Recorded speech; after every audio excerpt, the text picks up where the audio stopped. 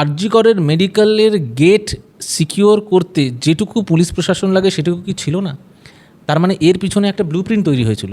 সেই ব্লুপ্রিন্টটা হচ্ছে ঘোলা দলে মাছ ধরো, ভিড় হবে, ভিড়ের মধ্যে গুন্ডা ঢুকিয়ে দাও, গুন্ডা ঢুকিয়ে কীভাবে কোথায় কোথায় এভিডেন্স আছে সেই এভিডেন্সগুলোকে ট্যাম্পার করো।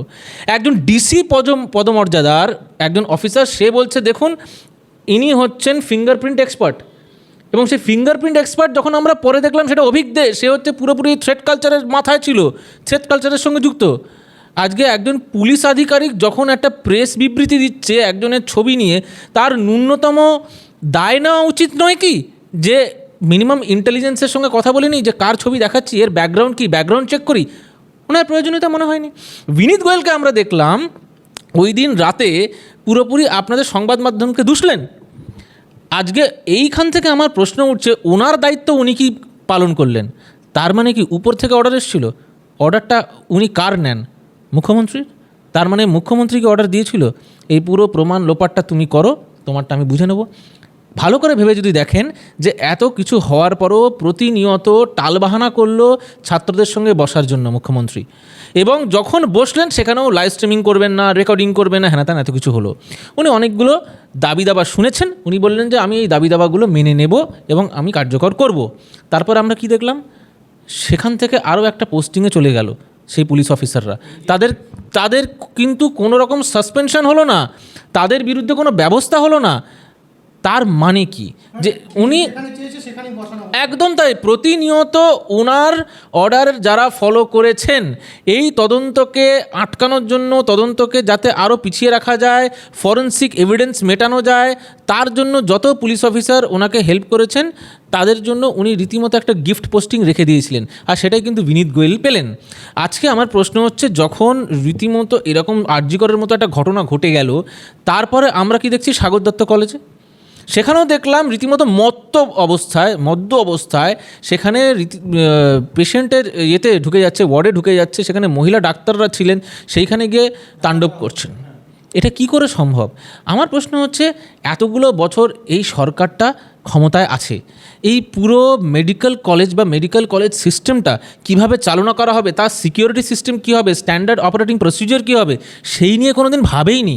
তারা ভেবেছে কোন কোন ডাক্তারকে, সন্দীপ ঘোষের মতো ব্যক্তিকে প্রত্যেকটা মেডিকেল কলেজের মাথায় রাখবো, সেখান থেকে কিভাবে তোলাবাজি হবে, সেখান থেকে কিভাবে টাকাটা আত্মসাৎ হয়ে আসবে, তার থেকে কমিশন কাট মানি হিসেবে তৃণমূলের ফান্ডে ঢুকবে, যাতে তৃণমূলের ইলেকশনের সময় এই টাকাগুলো দিয়ে তারা গুন্ডা বদমাইশ পুষতে পারে, বোম কিনতে পারে, গুলি কিনতে পারে, বন্দুক কিনতে পারে। এটাই হচ্ছে টার্গেট।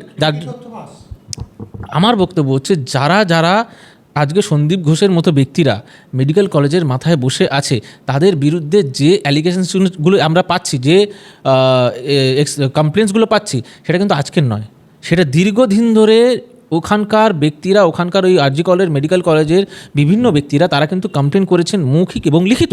হেলথ মিনিস্ট্রির কাছে কমপ্লেন গেছে, হেলথ মিনিস্ট্রির কাছে কমপ্লেন যাওয়া সত্ত্বেও কোনো রকম অ্যাকশান নেওয়া হলো না। তার মানে কি হেলথ মিনিস্ট্রির মাথায় কে বসে আছেন? মমতা বন্দ্যোপাধ্যায়। তার দায় কি নেবে? মমতা বন্দ্যোপাধ্যায়কে নিতে হবে।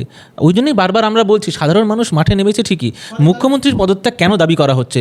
দুটো পয়েন্ট আছে, দুটো ফ্যাক্টর আছে। এক হচ্ছে হেলথ মিনিস্ট্রির মাথায় যেরকম উনি, সেরকম ল অ্যান্ড অর্ডার, তো ল অ্যান্ড অর্ডার পুলিশ মন্ত্রী উনি, তো এর দায় তো ওনাকে নিতেই হবে।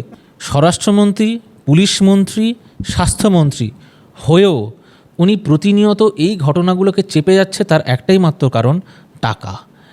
এই পুরো মেডিকেল কলেজগুলো থেকে যেভাবে টাকা আসে, শুধুমাত্র আমি এই মেডিকেল ইকুইপমেন্টস বিক্রি বলছি না, বিভিন্ন ওই জালিয়াতি বলছি না, পাস করানোর জন্য টাকা নেওয়া হয় ছাত্রদের কাছ থেকে। এই পুরো টাকার সোর্স যেটা, এটা যদি বন্ধ হয়ে যায়, কালকে তো ওনার সরকার পড়ে যাবে, উনি নির্বাচন করতে পারবেন না। তো আলটিমেটলি ওনার গদি হচ্ছে সব কিছু। উনি গদিকে ভালোবাসেন, উনি সাধারণ মানুষকে, পশ্চিমবঙ্গের মানুষকে ভালোবাসেন না। সাধারণ মানুষের সাথে যদি পদত্যাগ করতে রাজি হতেন, এতদিন উনি পদত্যাগ করে উনি দেখিয়ে দিতেন, হ্যাঁ উনি সবথেকে ব্যর্থ মুখ্যমন্ত্রী, ভারতবর্ষের বুকে এরকম ব্যর্থ মুখ্যমন্ত্রী কেউ দেখেনি আজ অবধি। সেটা আমরা দেখছি আজকে। রীতিমতো উচিত, উনি এতদিন ধরে জানতেন না সিপি হয়ে যে এতগুলো মেডিকেল কলেজের মাথায় যারা বসে আছেন তারা এরকমভাবে দুর্নীতির সঙ্গে যুক্ত? উনি জানতেন না? ওনার তো আগে পদত্যাগ করে দেওয়া উচিত ছিল। ওনার ইন্টেল কিসের, আইবি কিসের? ইন্টেলিজেন্স বলে একটা ডিপার্টমেন্ট আছে, আইবি বলে একটা ডিপার্টমেন্ট আছে, তারা তো ইন্টেলিজেন্স দেয় যে কোথায় কী হচ্ছে না হচ্ছে। তারা এতদিন কী করছিল? তারাও জড়িত নাকি? নাকি উপর থেকে অর্ডার এসেছিল বলে উনি সব জানা সত্ত্বেও চুপ ছিলেন? যদি উনি জানতেন তাহলে ওনার আইবি ঠিক আছে, ইন্টেলিজেন্স ঠিক আছে, উনি জানা সত্ত্বেও উপর থেকে অর্ডার এসেছিল বলে চুপ ছিলেন। আর যদি উনি জানতেন না বলেন, তাহলে ওনার ইন্টেলিজেন্স কেন, পুরো পুলিশ প্রশাসন সমস্ত ডিপার্টমেন্টেই ব্যর্থ। ওনার কমিশনার অফ পুলিশ না, ওনার কনস্টেবল হওয়ার যোগ্যতা নেই, তাহলে এটাই বলতে হয়।